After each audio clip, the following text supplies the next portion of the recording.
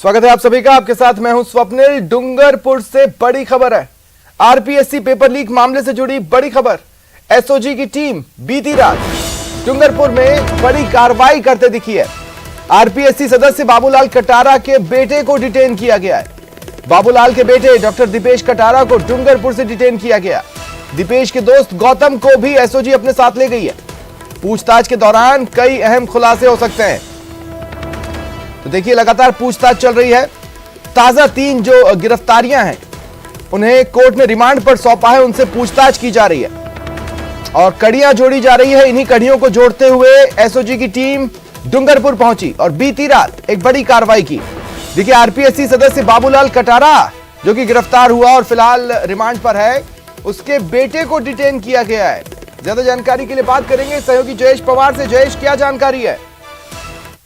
देखिए स्वप्निल, जो RPSC paper leak मामले में आरपीएससी सदस्य जो डूंगरपुर निवासी बाबूलाल कटारा और उनके गिरफ्तारी के बाद में पुलिस उनसे पूछताछ कर रही थी और परसों उनकी गिरफ्तारी हुई थी। वहीं 48 घंटे बाद एक बार फिर एसओजी डूंगरपुर आई और जो डॉक्टर ये बाबूलाल कटारा आरपीएससी सदस्य हैं, उनके बेटे डॉक्टर दीपेश कटारा जो कि उदयपुर में कार्यरत है और फिलहाल बीती रात डूंगरपुर में थे, डॉक्टर दीपेश को एसओजी की में दीपेश का जो दोस्त है, एक सरकारी शिक्षक गौतम करके है जो कि भाटपुर निवासी है, उसे भी एसओजी ले गई है। और इसके अलावा ऐसी भी सूचना मिली है कि 3 लोग और हैं जिनसे एसओजी ने पूछताछ की थी और पूछताछ के बाद उन्हें छोड़ दिया था। इस पूरे मामले में ऐसा माना जा रहा है कि कहीं न कहीं जो है डॉक्टर दीपेश और गौतम की भी भूमिका संदिग्ध होगी, जो पूछताछ में बाबूलाल कटारा से पूछताछ के बाद सामने आया होगा। उसके बाद ये बड़ी कार्रवाई डूंगरपुर में हुई है। अब ऐसे में इस पूरे पेपर लीक मामले में और बड़े खुलासे हो सकते हैं। लेकिन क्या जानकारी मिल रही है, किस तरह का इन्वॉल्वमेंट इन 2 लोगों का हो सकता है? देखिए, एसओजी ने देर रात ये कार्रवाई की और गुपचुप तरीके से कार्रवाई हुई है। किसी को इस पूरे प्रकरण की सूचना नहीं दी गई थी क्योंकि सिवाय पुलिस के बड़े आला अधिकारियों के अलावा एसओजी ने किसी से संपर्क नहीं किया था और सीधे ले गए। अब एसओजी इनसे किस प्रकार की पूछताछ करती है, या बाबूलाल कटारा ने या विजय कटारा जो कि उनका प्रकार के इनपुट उन्होंने दिए थे जिसके बाद ये कार्रवाई हुई है, ये एसओजी की जांच के बाद ही आगे पता चलेगा। हाँ, लेकिन जिस दौरान इन्हें डिटेन किया गया, क्या इन्होंने विरोध करने की कोशिश की? किस तरह से इन्हें डिटेन करने के लिए एसओजी की टीम पहुंची? क्या प्लानिंग थी उनकी? देखिए, जो डॉक्टर दीपेश है वो उदयपुर में कार्यरत है और ये पूरे घटनाक्रम के बाद में ये डूंगरपुर आ गए थे। ऐसा माना जा रहा है कि डूंगरपुर एसओजी लगातार इन पे नजर बनाए हुए थी और देर रात पूरे पुख्ता जानकारी मिलने के बाद में एसओजी ने इनके घर पे रेड की और उनको इनके घर से डिटेन किया है। और पूछताछ में अगर कहीं ये गौतम जो सरकारी शिक्षक है भाटपुर निवासी, उसको भी डिटेन किया गया है। अब इनसे किस प्रकार की इनका इन्वॉल्वमेंट था, क्या इन्होंने भी डूंगरपुर में किसी को पेपर दिया था या कितने राशि में बेचा था, इन सारे सवालों के जवाब अब एसओजी की जांच के बाद ही सामने आएंगे। तो जयेश, आप मेरे साथ बने रहें। सहयोगी विष्णु इस वक्त मेरे साथ लाइव जुड़ रहे हैं। विष्णु, क्या जानकारी मिल पा रही है? ये जो 2 नई गिरफ्तारियां हुई हैं, हम ये तो नहीं कहेंगे कि अनएक्सपेक्टेड था या एक्सपेक्टेड था, लेकिन ये जरूर कहेंगे कि आउट ऑफ द ब्लू ये गिरफ्तारियां हुई हैं। देखिए, मैं आपको बताना चाहूंगा कि जब कल एसओजी के एडीजी अशोक राठौड़ ने जब पूरी मामले में प्रेस कॉन्फ्रेंस की थी, इस पूरे नेक्सस का खुलासा किया था, तभी हमारे सवाल का जवाब देते उन्होंने कहा था कि इस पूरे मामले में अब तक 5 से 10 गिरफ्तारियां और हो सकती है और जल्दी से जल्द ये 5 से 10 गिरफ्तारियां होगी। चूंकि एसओजी ने बाबूलाल कटारा, उनके भांजे विजय कटारा और गोपाल सिंह के अलावा अब इस पूरे मामले में और लोगों को चिन्हित किया हुआ है और ऐसे में 2 गिरफ्तारियां आज 24 घंटे के भीतर हो चुकी हैं। 29 अप्रैल तक बाबूलाल जो कटारा है वो रिमांड पर रहेंगे। तो ऐसे में जो पूछताछ बढ़ेगी आगे, वैसे वैसे इस पूरे मामले में आगे आने वाले वक्त में और गिरफ्तारियां देखने को मिलेगी। उसके अलावा न सिर्फ बाबूलाल कटारा के परिवार से 2 गिरफ्तारियां डूंगरपुर से हुई है, वहीं पर आने वाले वक्त में आरपीएससी के जो कर्मचारी है जो इस पूरे मामले में लिप्त रहेंगे, जो दोषी पाए जाएंगे आने वाले वक्त में, उनकी गिरफ्तारियां और एसओजी करेगी। तो 5 से 10 गिरफ्तारियां आने वाले वक्त में और देखी जाएंगी, जिनमें 2 गिरफ्तारियां डूंगरपुर में देखने को मिली है। वहीं पर 29 अप्रैल तक जो बाबूलाल कटारा रिमांड पर रहेंगे, तो उनकी शेर सिंह के साथ और कैसे समझौता हुआ, उसके अलावा जो उन्होंने अपने पद पर रहते हुए क्या और भी परीक्षाओं के पेपर वायरल किए थे, पेपरों को बेचा था, उन सभी के मामलों की जानकारी जांच जो है वो एसओजी करेगी और जो जो इस मामले में नाम सामने आते जाएंगे उनकी गिरफ्तारियां सुनिश्चित करेंगी। जी, ये जो आज ये जो डूंगरपुर से 2 लोग डिटेन किए गए हैं, एक तो कटारा का बेटा है जो कि डॉक्टर बताया जा रहा है, हालांकि किस तरह का डॉक्टर है ये फिलहाल सामने नहीं आया है, लेकिन उसका जो दोस्त है वो किसी सरकारी स्कूल में टीचर है। अब शेर सिंह मीणा को देखें तो वो एक स्कूल का वाइस प्रिंसिपल था और अब एक ऐसे व्यक्ति को डिटेन किया गया है जो कि एक सरकारी स्कूल का टीचर है। तो क्या कड़ियां इस तरह से जुड़ रही हैं?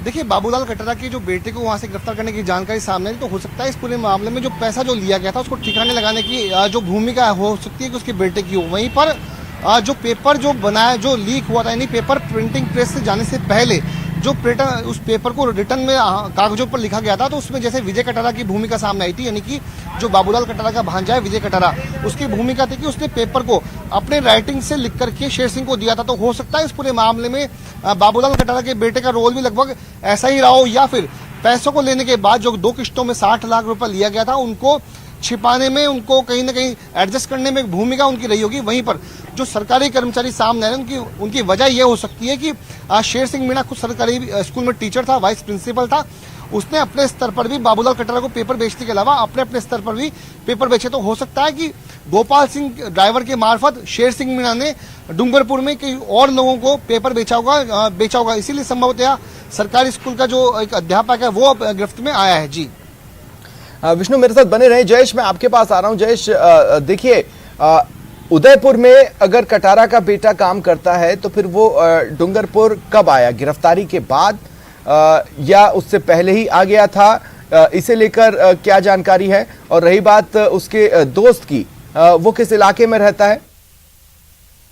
देखिए स्वप्निल, जब अजमेर से बाबूलाल कटारा की गिरफ्तारी हुई थी उसके बाद हम जो बाबूलाल कटारा का डूंगरपुर के सुभाष नगर में निवास है वहां पर पहुंचे थे और घर के अंदर थी, लेकिन घर वालों ने दरवाजा नहीं खोला। ऐसे में अंदर कौन कौन था इस चीज की जानकारी नहीं मिल पाई। लेकिन जब से अजमेर में बाबूलाल कटारा की गिरफ्तारी हुई है उसके पूरे परिवार के जो लोग हैं वो अलर्ट मोड पर थे और अपने अपने स्तर पे मतलब बचने की कोशिश कर रहे थे। अब ये जो बाबूलाल कटारा की गिरफ्तारी के वक्त उनका बेटा दीपेश कटारा उदयपुर में था या उसके घर पे थी, अंदर था, इस चीज का खुलासा नहीं हो पाया। लेकिन जो गौतम कटारा है वो दीपेश कटारा जो बाबूलाल का बेटा है उसका दोस्त बताया जा रहा है और भाटपुर निवासी सरकारी शिक्षक है। जो शेर सिंह मीणा से पूछताछ के बाद में बाबूलाल कटारा को गिरफ्तार किया गया था। 60 लाख में पेपर बाबूलाल से शेर सिंह ने खरीदा था और अब डूंगरपुर में इस प्रकार की सरकारी शिक्षक की और उनके भांजे की जो गिरफ्तारी हुई है, ऐसे में माना जा रहा है कि ऐसा कि बाबूलाल कटारा डूंगरपुर में भी लोगों को पैसे कितनी प्रॉपर्टी कटारा की डूंगरपुर में है?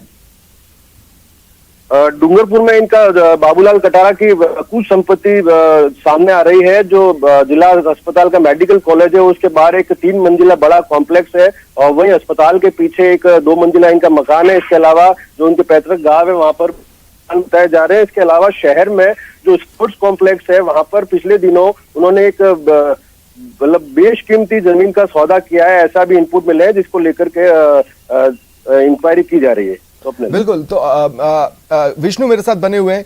विष्णु, तो अभी फिलहाल जो एसओजी का फोकस है वो कड़ियों को तो जोड़ने में है ही, वो ये जानने की कोशिश तो रिमांड पीरियड में करेंगे ही कि आरपीएससी का सिर्फ ये मेंबर ही इस पूरे प्रकरण में इन्वॉल्व रहा है इस प्रकरण में, या फिर इसके ऊपर भी कुछ चेहरे हैं जिनका बेनकाब होना बाकी है। लेकिन इस पीरियड में साथ ही साथ इस बात पर भी फोकस किया जा रहा है, जैसा कि शेर सिंह मीणा के केस में हुआ था, उसकी निशानदेही पर, उसकी प्रॉपर्टी को निशाने पर लिया गया, उसकी महिला मित्र की निशानदेही पर उसकी प्रॉपर्टी को खंगाला गया। अब इस कटारा की प्रॉपर्टी को भी खंगाला जा रहा है। देखा जा रहा है कि आय से अधिक कितनी आखिर काली संपत्ति इसने कूटी है, जिससे एक बार की यह पता लगाने में आसानी हो कि कितने मामले हो सकते हैं जिसमें यह इन्वॉल्व रहा हो। देखिए स्वप्निल, आपने बिल्कुल सही कहा। कल एडीजी अशोक राठौड़ ने कहा कि अब इस गिरफ्तारी के बाद में जो बाबूलाल कटारा है उनकी संपत्ति की जो आकलन है वो किया जाएगा। साथ में यह भी देखा जाएगा कि उनकी इस रकम से, यानी जो अवैध आय जो उन्होंने अर्जित की है, उनसे कौन कौन सी संपत्तियां उन्होंने कमाई है, अर्जित की है, उन तमाम जो उनकी सूची बनाई जाएगी। उसके बाद उसको सरकार को भेजा जाएगा। उसके बाद यदि कोई अवैध आय से अर्जित संपत्ति पाई गई तो उनको जल्द से जल्द उनको ध्वस्त करने का काम जो है वो वहां का जिला प्रशासन करवाएगा और एसओजी के मार्फत ये फाइल एसओजी ने इस पूरे मामले की जो कवायद है, जो शुरुआत है वो कर दी है। उनके अवैध जो संपत्तियां हैं, जो भी अकूत संपत्तियां हैं, उन सभी की जानकारी एसओजी जुटा रही है और ये भी देखा जाएगा कि कितनी संपत्ति अवैध आय से अर्जित की है। साथ में देखा जाएगा कि आरपीएससी में अब क्या जो बाबूलाल कटारा है वही सिर्फ अकेले हैं या फिर उसके ऊपर कोई और भी चेहरा सामने है। साथ में यह भी देखा जाएगा कि 6 जो पेपर सेट करने का जिम्मा बाबूलाल कटारा को दिया, तो आखिरकार चूक कहां आरपीएससी से रह गई, यानी कि आरपीएससी के जो चेयरमैन है वो भी होते हैं, उसके अलावा और अन्य 3 सदस्य भी होते हैं। तो क्यों ये ध्यान नहीं दिया गया कि इस जो पेपर सेट करने के मामले को बहुत गोपनीय रखा जाए और पूरी तरह से बाबूलाल कटारा को फ्री हैंड दिया जाए कि पेपर वो सेट भी कराएंगे, पेपर उसको प्रिंटिंग प्रेस को भी भेजेंगे।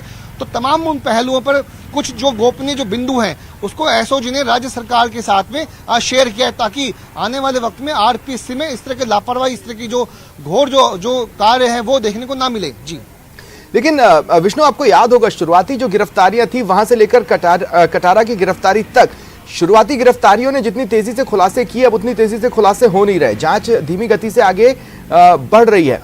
सबसे अहम बात यह है कि ढाका को तो आज भी तलाशा ही जा रहा है, उस तक तो ये पहुंच नहीं पाए हैं। दूसरा, अब नए चेहरे कुछ नया बताएं तो बात अलग है, नहीं तो अब बहुत ज्यादा कुछ एक्सट्रैक्ट नहीं कर पा रही है एसओजी। देखिए, सुरेश ढाका जो इस पूरे मामले में 1 लाख रुपए का इनामी एक नामी कोचिंग संचालक भी जयपुर में था, तो उसके जो कोचिंग को ध्वस्त कर दिया गया था। और वहीं पर कल एडीजी अशोक राठौड़ ने, जब हमने सवाल किया था कि आखिरकार सुरेश ढाका कहाँ है, उसकी गिरफ्तारी कब होगी, तब एडीजी एसओजी अशोक राठौड़ उन्होंने कहा कि इस पूरे मामले में सुरेश ढाका बिल्कुल दोषी है, उसके खिलाफ जो आरोप है वो बिल्कुल प्रमाणित है, उसका सबूत एसओजी के पास में है और जल्द से जल्द आपको सुरेश ढाका की गिरफ्तारी भी देखने को मिलेगी। तो अशोक राठौड़ एडीजी ने सुरेश ढाका को लेकर के सिर्फ इतना ही कहा कि वो दोषी है, उसके खिलाफ जुर्म जो है उसकी सबूत एसओजी के पास में है और एसओजी की पूरी कोशिश है कि सुरेश ढाका भी जो है वो गिरफ्तार हो। साथ में उन्होंने कहा कि भूपेंद्र सारण, जो कि सुरेश ढाका का काफी करीबी था, दोस्त था, उनकी जब हमने पूछा कि क्या ये लोग पेपर लीक कांड का खुलासा होने के बाद क्या साथ फरार हुए थे, तो उनका कहना था कि अब तक की जानकारी में ये सामने आया कि जब पेपर लीक का खुलासा हुआ दिसंबर महीने में पिछले साल, तब ढाका और उसके अलावा भूपेंद्र सारण ये दोनों अलग अलग थे, दोनों अलग अलग जगहों से फरार हुए।